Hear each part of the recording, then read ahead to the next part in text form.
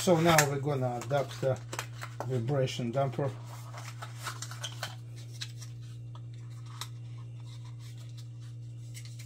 Again, you may don't need it, you know, but I need it first of all to make it this higher because the level of the clock, and they say it's gonna be better for the beams of the cell phone, which I have no idea, but possible, yes.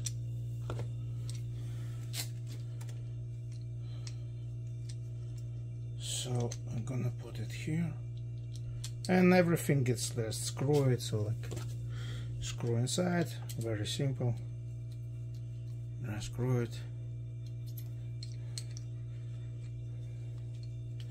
That's it. So like I don't screw it to the end because I want to move when you put it, when actually I'm gonna put it on the bar. I need to move everything to put it to the reach the right position, so everything I not tight, no one screw, everything is must to move. When I put it in the right position, I'm gonna tighten it. All right.